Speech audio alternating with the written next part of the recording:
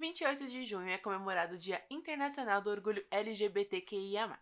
E hoje eu trouxe histórias de amigos meus que fazem parte dessa sigla que cada dia mais cresce e vou contar um pouquinho pra vocês por que é importante sim ter orgulho de ser LGBTQIA+.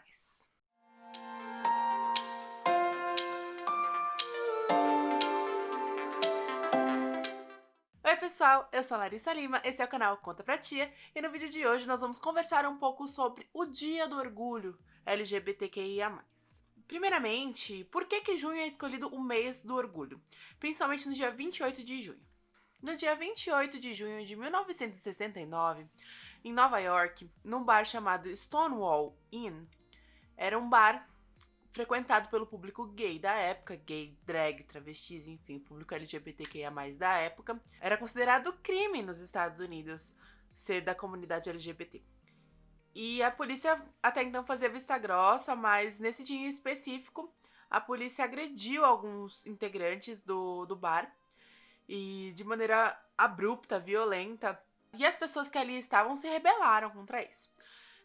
Fizeram ao longo de 6 dias protestos em Nova York, clamando por direitos, clamando para parar a violência policial que as pessoas LGBTQIA+ sofriam na época.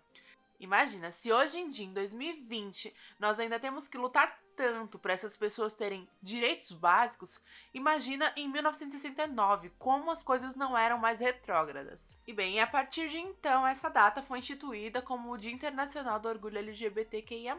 E se falando de Brasil, nós somos o país que mais mata pessoas LGBT e pessoas trans no mundo. Tantas coisas pra gente ficar em primeiro lugar. Olha, justo o que a gente melhor se posiciona no ranking, que péssimo, né? Eu vou deixar linkado aqui nos cards canais que explicam melhor essas questões de gênero, de orientação sexual pra vocês, porque senão esse vídeo vai se prolongar muito e já tem muito conteúdo relevante na internet que explica e de pessoas que são da comunidade, que tem um local de fala e elas podem explicar muito melhor do que eu, que posso acabar me equivocando em alguma definição. E é muito fácil a gente reconhecer os nossos privilégios na sociedade, enquanto essas pessoas sofrem preconceito diariamente. Eu sou uma mulher branca, heterossexual, cisgênero, ou seja, eu me identifico com o sexo biológico que eu nasci, e eu sofro muito menos preconceito, por exemplo, do que uma mulher trans, do que uma mulher lésbica, do que uma mulher bissexual. Mesmo eu sofrendo machismo e outros preconceitos por ser mulher, entende? Então vamos somando aí a quantidade de preconceitos que uma mulher lésbica, por exemplo, sofre, que ela já sofre o machismo e a homofobia.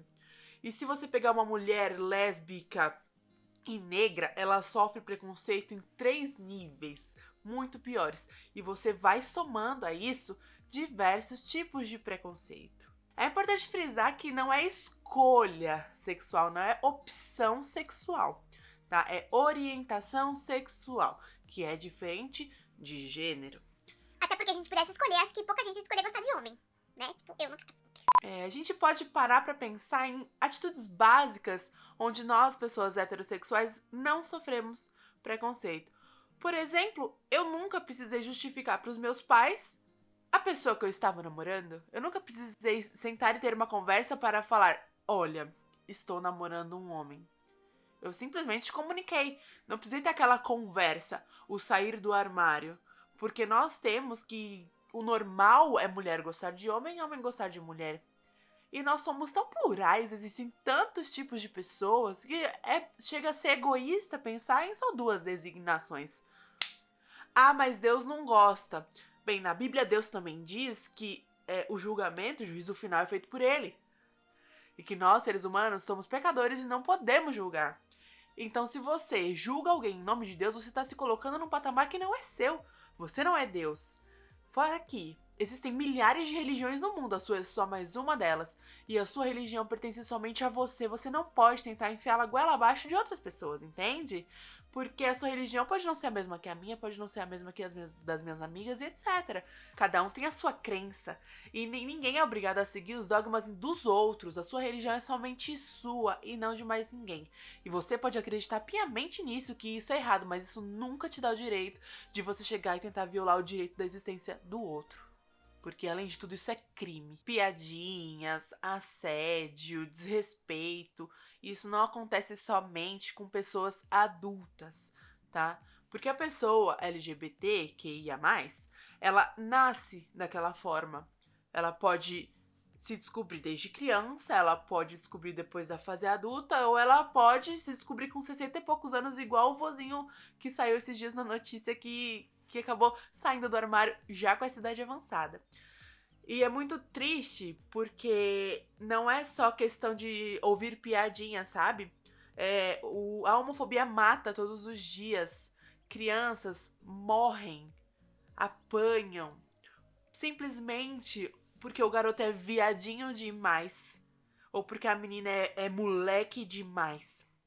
Eu não tenho medo de sair na rua de mãos dadas com meu namorado. Eu não tenho medo de dar um beijo no meu namorado em público. Eu não tenho vergonha de dizer que eu estou indo comprar um presente de Dia dos Namorados pro meu namorado. Entende? Enquanto pessoas LGBTQIA+, precisam muitas vezes omitir, esconder, não pode andar de mãos dadas, porque elas podem sofrer ataques não só verbais, mas físicos também, simplesmente por estarem demonstrando afeto em público. Se isso não te deixa revoltado, não te arrepia a espinha como tá me arrepiando agora, eu não sei mais o que falar. Porque isso é anormal, isso é totalmente anormal. A expectativa de vida de uma pessoa trans no Brasil é de 30 a 35 anos. 30 a 35 anos, provavelmente é a idade de você que tá me assistindo. Tem noção? Se você já passou dos 35 anos, se você fosse trans, travesti, você poderia não estar mais vivo porque a expectativa de vida dessas pessoas é menos da metade da nossa? Já parou pra pensar nisso? Já parou pra pensar por que a gente passa nas esquinas de madrugada e vê tantas travestis, tantas pessoas trans, tantas pessoas da sigla T nessa vida? Não é porque elas querem, é porque elas não têm oportunidade de estar em locais diferentes, é porque não é lhes dada oportunidade de trabalhar de outras maneiras. Então eu vou ler pra vocês as respostas e eu espero que vocês escutem atentamente, reflitam, porque é a vivência dessas pessoas, isso é muito sério. O que você mais temia antes de se assumir e o que mais teme agora? A unanimidade das respostas foi a rejeição da minha família e a violência. Bem, não preciso falar mais nada. Eu acredito que o que eu mais temia antes de me assumir era muito da aceitação, né? Porque esse período ele coincide com um período muito confuso na vida de qualquer ser humano, que é a adolescência, que é um período onde você precisa muito de aceitação externa e tá. Você simplesmente, né? Eu, na minha adolescência, eu não sabia exatamente quem eu era, eu não era essa pessoa que eu sou agora. Então, passar por todo esse momento de descobertas e ter esse lance da sexualidade somado é complicado, assim. Tanto é que eu, por mais que sempre meio que soubesse, assim, e no começo, quando eu era mais nova, eu realmente me posicionava e falava que eu não sabia se eu era hétero ou não. Efetivamente no ensino médio, na adolescência hardcore, inclusive a época que eu conheci a Larissa, eu me disse que eu precisava falar que eu era hétero, assim, eu tive essa decisão consciente. Eu lembro certinho, antes de entrar na escola do ensino médio, de que eu não podia mais ficar hesitando se as pessoas me perguntassem sobre isso, porque eu era hétero, eu tinha que me conformar com isso. Então, com certeza, era um momento frágil, né? De conhecer pessoas e, enfim, me expor muito mais num ambiente desconhecido pela primeira vez. E eu tinha muito medo de não ser aceita, né? Eu não sabia o que as pessoas pensavam sobre isso. Então, dá um medinho mesmo. E o que eu mais temo agora, em relação a isso, eu posso dar a cartada do governo já, porque eu acredito que no atual tempo, né, da política do Brasil, realmente o que eu mais tenho medo é de as coisas ficarem muito feias e perder direitos e morrer, né? O famoso medo de morrer. É isso. O relato da Clau. Eu tinha medo do pecado. Não queria pecar, por ter uma criação religiosa. e tinha medo da reação da minha mãe. Atualmente, o que eu mais tenho medo é de sofrer violência na rua. Aconteceram alguns episódios de violência verbal contra minha esposa e eu, atualmente, não me sinto mais segura em andar de mãos dadas ou de demonstrar qualquer afeto em público. Outra resposta que eu senti mais medo foi da rejeição e adaptação da minha filha. A falta de liberdade em poder ser nós mesmos na rua. Perguntei qual foi a reação da família, né? Se a pessoa tinha sido aceita. Bom, eu venho de um contexto familiar muito privilegiado, né? Eu até já comentei, porque meus pais são muito, muito tranquilos e eu tive um super trunfo que é o meu irmão mais velho, que é gay também. Então ele já abriu a porteira quando eu era mais nova sobre esses assuntos e todo mundo já foi lidando sobre isso antes de eu efetivamente ter que dar a notícia. E tanto é que a forma que eu lidei com isso com a minha família foi de um jeito muito tranquilo, assim. Pra mim não tinha espaço ter essa conversa de me assumir, de ter esse momento de, eu achava um puta pé no saco, sabe? Tipo, até então eu achava que eu gostava de homem e eu não ia ter que sentar pra conversar com a minha família sobre isso. Então, por que agora eu tinha que conversar com eles sobre também, sabe? Então, pra mim não fazia sentido e não fez momento algum. Então, a minha forma foi discretamente começar a trazer a minha namorada da época pra dentro de casa. E eles não eram burros, né? Eles sabiam que aquela pessoa era importante pra mim e naturalmente foi acontecendo. E eles começaram a se referir sobre ela com a minha namorada, sempre trataram ela muito bem. Então, deu tudo certo. No começo, tem um processo de adaptação, né? Que meus pais passaram. Eu até já gravei sobre isso, enfim. Tem todo um processo de adaptação, mas comparando com a grande maioria, fui aceito. Comparando com essa galera, sim. Mas passou por um processo de aceitação, enfim, de entendimento, acredito eu, no começo. Mas que até que foi rápido. Hoje, olhando pra trás, eu considero que foi rápido. A outra disse: a reação da minha mãe foi muito ruim. Ela disse que foi a pior coisa que já recebeu e que o chão sumiu sob os pés dela. Inclusive, no dia em que eu contei, ela passou mal no trabalho. Me senti extremamente culpada por isso. Depois, nunca mais tocamos no assunto. E naquele dia eu tinha decidido não ser mais lésbica. E voltei a frequentar a igreja. Pedi a Deus todos os dias para que ele me mudasse. Os meus pedidos de oração não deram certo. E aos 18 anos, minha mãe me expulsou de casa porque me viu como uma menina. Meu pai, no fundo, sempre soube que eu era diferente. Então, quando minha mãe contou para ele, ele não se espantou. Nunca disse uma palavra. Ao contrário, disse que já sabia por causa do meu jeito. Minha mãe sofreu. Demorou uns 2 anos para tocar no assunto de novo, até que um dia ela me perguntou se eu era feliz assim. Eu disse que sim. Ela chorou, me abraçou e disse que me amava. Mas até hoje ela não aceita. Ela fala que aprendeu a conviver. Que ninguém cria uma filha para isso. Já me magoei muito de ouvir isso dela. Uma vez ouvi que eu tinha sido um castigo de Deus na vida dela por conta de erros do passado. Mas hoje entendo que ela é de outra geração, então supero as coisas que escuto e bola pra frente. Ela é minha mãe, mato e morro por ela. E ela me ama. Meu irmão, temos 10 anos de diferença e somos opostos em tudo. Não temos nada em comum. Não o considero um irmão amigo, sabe? Ele é apenas meu irmão, não tive escolha. Ele nunca disse uma palavra, mas acho que ele não aceita bem ter uma irmã lésbica, não.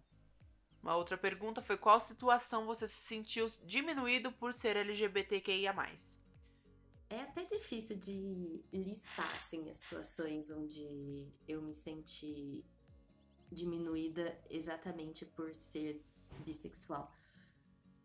Porque é exatamente como isso funciona, né? Isso fica muito nas entrelinhas das pessoas que você se relaciona, nas entrelinhas das instituições que você se relaciona, seja através do trabalho, seja através de qualquer outro tipo de envolvimento. Então, é difícil pra gente separar. Tipo, quando você passa sobre isso, você sente na pele, você sabe que você tá desconfortável naquela situação e que alguma coisa te diz que aquilo não é exatamente certo, mas você nunca... nunca não, né? Você com frequência consegue apontar o dedo e falar que tal atitude foi errada. Mas em muitos casos também é muito difícil ressaltar isso, porque a gente é ensinado a tolerar, né? A gente é ensinado a não questionar esse tipo de comportamento. Então, eu posso falar que eu já tive envolvimento com algumas instituições bem caretas, assim, certas ONGs católicas e tudo mais. E eu cresci na igreja também, então eu cresci dentro de uma instituição muito religiosa. E, e ao longo de todos esses processos na minha vida, nunca foi exatamente direcionado a mim, assim, sabe? Ou foi, mas nunca falaram, sei lá, tipo, nunca me puxaram no canto e falaram sua lésbica do caralho. Mas eu sempre ouvi conversas, eu sempre ouvi comentários, ouvi muitos comentários na igreja, óbvio, sobre como era errado e como as pessoas tinham coragem de ser gay e de beijar pessoas do mesmo sexo. E, oh, meu Deus. Então, em vários lugares, assim, que eu já participei da minha vida, que não necessariamente foi o que eu tive o prazer de escolher, eu já me senti bem diminuída. Sofri quase uma agressão. Na verdade, eu tava com meu namorado na estreia de Harry Potter. E aí eu já tô respondendo, inclusive, a pergunta 10, que é se eu já sofri ataques físicos. Eu acredito que físico não, mas, né, xingamento também é uma forma de agressão. E aí a gente tava abraçado, assim, de mão dada na fila do McDonald's. E aí o cara veio e começou a falar que era um absurdo a gente estar junto ali, que ele não aceitava, que isso não poderia acontecer, enfim. E aí foi bem ruim na época, arrumei uma treta. E aí o mais legal foi que eu tive a oportunidade de ver como que a galera LGBTQIA+, se protege nas horas necessárias. E aí tinha um outro casal lá que viu tudo isso, e aí ele entrou no meio, e aí foi uma confusão. E no final a gente saiu vencendo, porque o cara foi expulso do shopping. Enfim. Tinha condições de trabalho diferentes dos outros vendedores. Exemplo, um dos vendedores ia pedir desconto e o dono dava. Eu ia pedir e a resposta era sempre não. A mãe dele dava bom dia para todos que estavam na sala, menos para mim. Ela desviava o olhar. Outra resposta: sim, todas as vezes que senti vergonha de dizer quem eu sou ou que me trataram de forma diferente por isso. Perguntei também qual a maior felicidade em relação a ser quem você é. Ai, eu amo essa pergunta. Cara, eu acho que... Tá, vamos lá. Fiquei tão emocionada que não consegui emitir palavras. Com certeza, uma das coisas que eu mais gosto sobre mim e que eu mais gosto sobre a minha trajetória é ser bissexual, é estar na comunidade LGBT. E eu acho que a maior felicidade é essa, exatamente, tipo, a comunidade. Porque é óbvio que ela é também meio utópica, assim, né? Não é uma realidade tão presente e tão incentivada quanto deveria. Mas eu acredito que... Bom, não vou falar sobre a vida dos outros, né? Eu não vou falar que eu acredito que é pra maioria dos LGBTs, mas na minha vivência, pelo menos, isso ditou grande parte dos meus círculos sociais e ditou os lugares que eu frequento. E, nossa, enfim, é tanta gente maravilhosa na minha vida. Realmente, assim, 95% dos meus amigos são de alguma forma da comunidade.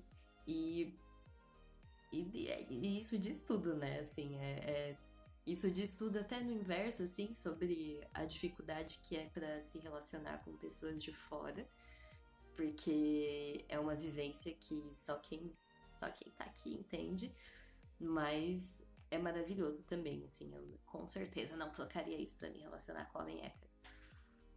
Assim, eu sei que todo mundo tem seu tempo pra se assumir, pra, né, pra mostrar quem realmente é, mas eu acho que a melhor coisa é realmente ser quem eu sou. Assim, não estar escondido, não mentir pros meus pais, porque a gente sempre teve uma relação muito verdadeira, então isso pra mim foi, tipo, essencial. Minha maior felicidade em ser quem eu sou é viver livre de sentimentos que nos limitam. É sentir o amor e viver por ele. Quando penso, só me vêm essas palavras na cabeça, no coração. verdade, liberdade e amor. Eu sou muito feliz. Ei, para aqui para conferir se você já é inscrito no canal, já deixa o seu like para eu saber que você está gostando do meu conteúdo e me ajuda a chegar nos primeiros 1.000 inscritos, que é a minha primeira meta do canal. Você já teve relacionamentos escondidos? Por quê? Algumas pessoas que passaram pela minha vida não ficaram sabendo que eu tava namorando na época. Eu só tive um relacionamento sério até então por isso que eu tô falando sobre ele. Mas exatamente por isso, porque você não sabe direito como a pessoa vai reagir, ainda mais se é uma pessoa que você não conhece.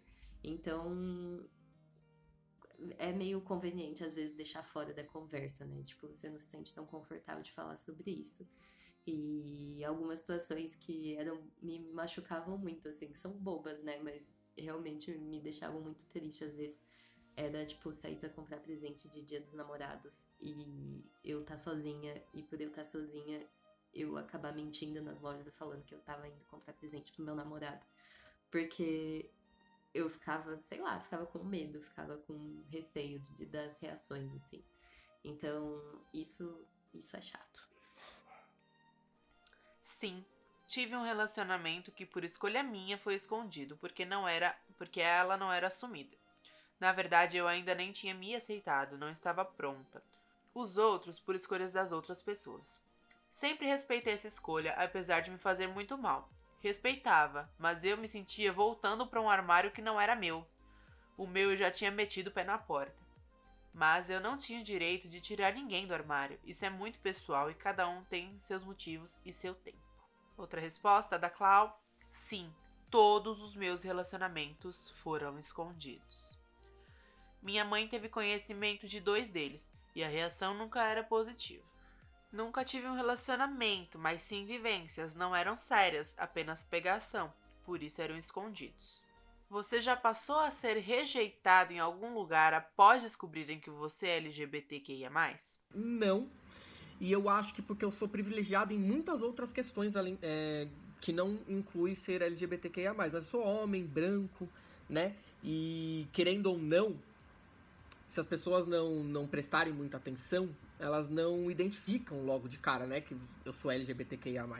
Então isso, querendo ou não, é um privilégio, a gente tem que reconhecer nossos privilégios, então não, nunca passei por nenhuma rejeição. Já passei por momentos indelicados, aquelas perguntas chatas pra caramba que o povo gosta de fazer pra quem é gay, e pra quem é LGBTQIA+, também, mas eu só posso falar por ser gay porque eu tenho vivência, né? Enfim. Bem, um caso de rejeição é quando eu vivia relacionamentos com mulheres não assumidas. E aí frequentava a casa da família como amiga. E ao descobrirem que eu não era amiga, e sim a namorada da filha, sobrinha, etc., as portas se fechavam.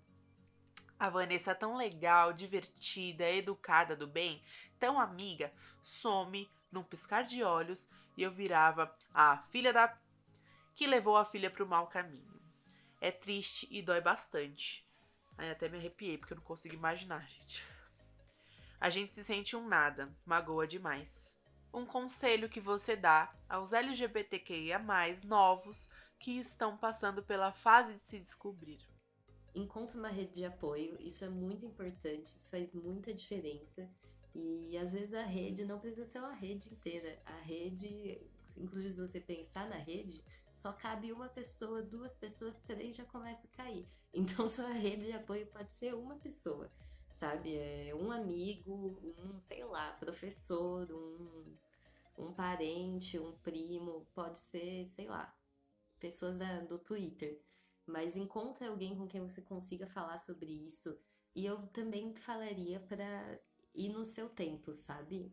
Eu fico muito grata por ter respeitado isso enquanto eu estava crescendo e ter respeitado isso de diversas formas, assim. Tanto de ter levado o tempo que eu precisava para estar pronta, para começar a desenvolver minha sexualidade de qualquer forma. Eu fui uma das pessoas tardias que foi, sei lá, tipo, começar a me envolver realmente com pessoas e beijar na boca na balada quando eu tinha 18 anos e eu já estava formada na escola.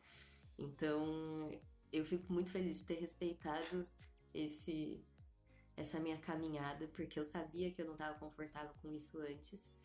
E respeitar o seu tempo também da sua vontade, respeitar o seu momento, assim. Eu acho que é uma coisa que ainda é pouco dita e reforçada mesmo de que a sexualidade, ela é um traço, eu não sei se eu posso falar que ela é um traço da personalidade, mas ela é um traço de si, ela é um traço de você, e assim como qualquer outra coisa sua, ela, ela se adapta ao seu momento, e ela evolui junto com você, ela é fluida, ela não é escrita em pedra.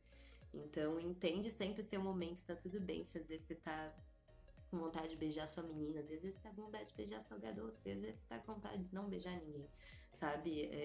Eu sei que rotular é importante. Eu levei muito tempo pra conseguir me rotular como bissexual exatamente por isso, porque eu não entendia como. Não é que eu não entendia, eu sentia isso na pele, mas eu não tinha referência externa e eu não vi isso acontecer. Então, pra mim, era injusto eu ocupar esse espaço e me assumir como bissexual se eu estava exclusivamente ficando com mulheres.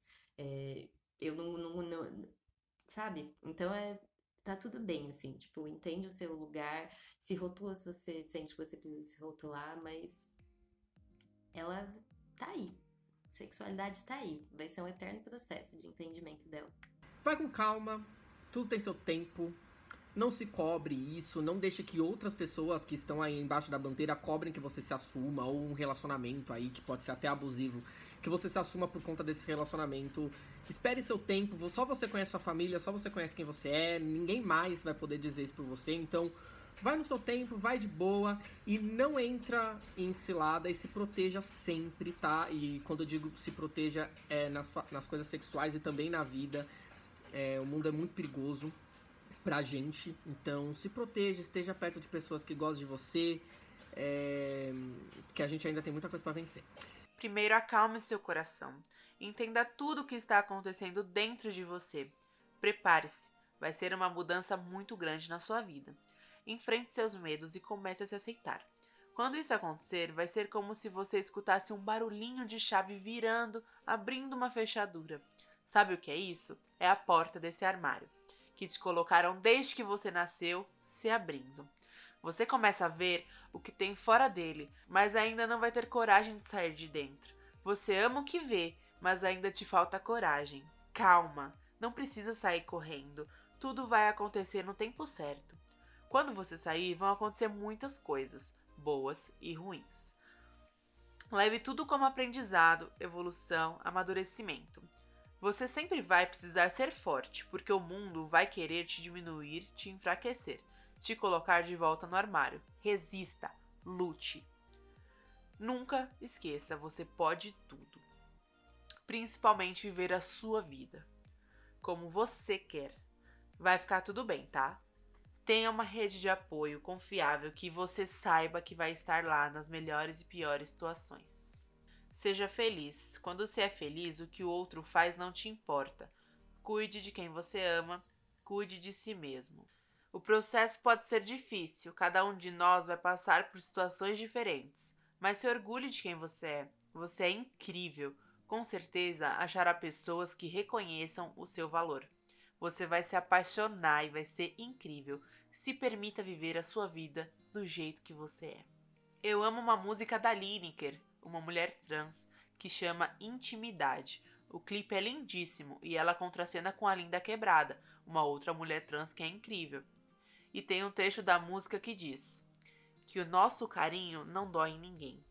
Simples. Todos nós temos o direito de ser quem somos e de amar de formas múltiplas. Um conselho que você daria a si mesmo mais novo?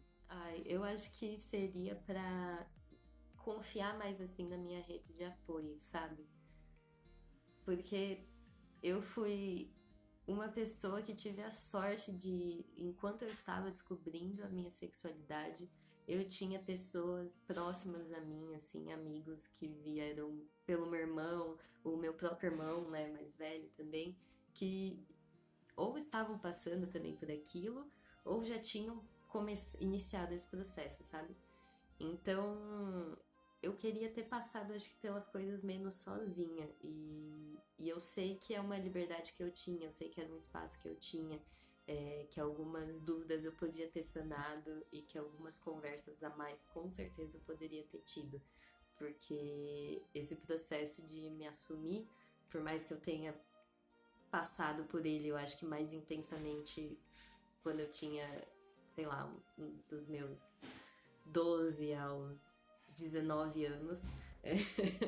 Foi um longo processo, mas era isso. Eu não falava sobre isso, eu lidei com isso tudo muito sozinha e eu fui realmente lidar com ele efetivamente, resgatar memórias e falar sobre isso quando eu tinha 19 anos na cara e fui fazer terapia, assim. Então eu queria ter usufruído mais desse espaço que eu tinha. Até porque eu acho que ia ser muito mais divertido e muito mais leve de lidar. Então eu daria esse conselho de confia um pouquinho mais, tá tudo bem, sabe? Tipo, você não saber as respostas agora. Fala sobre elas, tudo certo. Eu falaria pra eu ser mais eu mesmo e, enfim, não ter muito medo de, por exemplo, dar pinta, porque eu era muito, muito quietão antes de me assumir. E hoje eu sou outra pessoa, tipo, totalmente diferente. Então eu acho que eu falaria pra eu me abrir mais. Bia, não desista da sua felicidade. Busque-a o tempo todo. Muita coisa vai acontecer para te tirar da sua felicidade. Resposta da Clau. Você não tá pecando. Não precisa chorar. Não precisa sentir culpa. A importância que você dá para a religião atualmente não vai ser a mesma no futuro. Você vai mudar, seus pensamentos vão mudar. Não tenha medo. Muita coisa vai acontecer para te tirar da sua busca. Vão te dizer coisas ruins, vão tentar mudar você. Resista, lute. Te prometo que daqui a uns anos você vai sentir como tudo valeu a pena. Escolha viver e ser por amor a si e não por imposições ou conveniência. Seja feliz, seja forte. Identifique quem sim e quem nunca. Ame sem medidas. Só vai. O que você gostaria de dizer para as pessoas heteronormativas e padrão?